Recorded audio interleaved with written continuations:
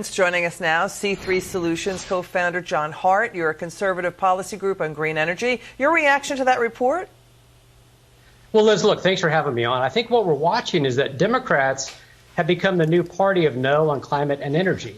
And they're taking an extreme and anti-science position that's out of step with not just the country, but their own base. See, our organization released a poll this summer. We found that 71% of Democrats actually support an all of the above energy strategy. Now, all of the above means we embrace all forms of energy, fossil fuels, oil and gas, renewable forms of energy as well. Okay.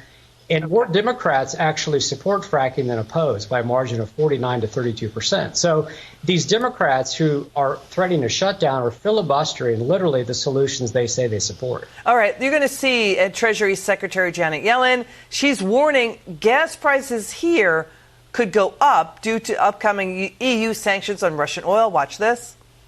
This winter, the European Union will cease, for the most part, buying Russian oil. And in addition, they will ban the provision of services that enable Russia to ship oil by tanker. And it is possible that that could cause a spike in oil prices. So that means the White House energy policy is front and center again. You don't hamstring U.S. energy, critics say, at a time when we're having less supply. We also have this. Reports that John Kerry flew on a jet to England, adding to air pollution, critics say, to complain about climate change. Reports coming in since he was appointed climate czar, he's flown over 180,000 miles. He's emitted tons of carbon into the atmosphere. What's going on here? Why can't he Zoom or Skype? Well, look, I think John Kerry has a very naive view of global politics and energy policy. Look, Russia's invasion of Ukraine is a tragic and ongoing and predictable case study that illustrates all the dangers of energy dependence. And so what we're watching is bad environmental policy can actually be more dangerous to our natural and economic environment than the effects of greenhouse gas emissions themselves. And what Europe did is Europe outsourced their fossil fuel energy needs to Russia. So they wanted to virtue signal at home and, quote, go green as quickly as they could.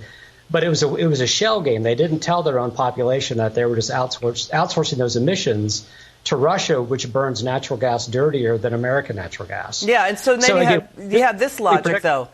You've got California Democrat Brad Sherman. He's saying it'd be a good thing if we ban gas cars like California is doing, because the U.S. can then export oil again. Watch this logic.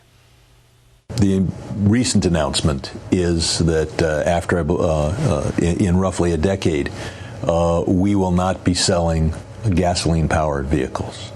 Now, it'll take a decade or more after that before all the gas-powered vehicles are down to a small percentage of those on the 405 freeway. We're going to see American energy produced in America running our vehicles. And if we produce oil, we'll be able to export it to countries that would otherwise be dependent upon Russia and Iran. So this is a huge step forward from our national security. What is he talking about? The U.S. already was a net exporter of oil 4 years ago, by December 2018. It was the biggest oil producer in the world until oil pros say the White House undercut that. So what is he talking about? Well, Liz, I don't know. It's a tortured and totally irrational position to take. And look, I think it's really important for conservatives and Republicans to define what we're for, because what the Democrats are talking about, again, the Green New Deal and these ideas of really putting American workers last and dictators first, it's incredibly dangerous and bad for the planet. It's bad for national security.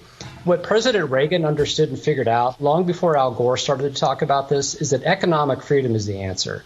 We've studied this thoroughly. Free economies are twice as clean as less free economies. When the Berlin Wall fell, the line of demarcation between the East and the West wasn't just the wall.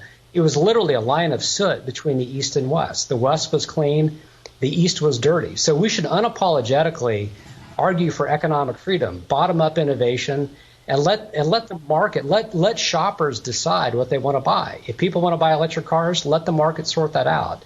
But these top-down government command and control mandates, they don't work. Interesting. John Hart, great to see you. John Hart of C3 Solutions. Come back soon.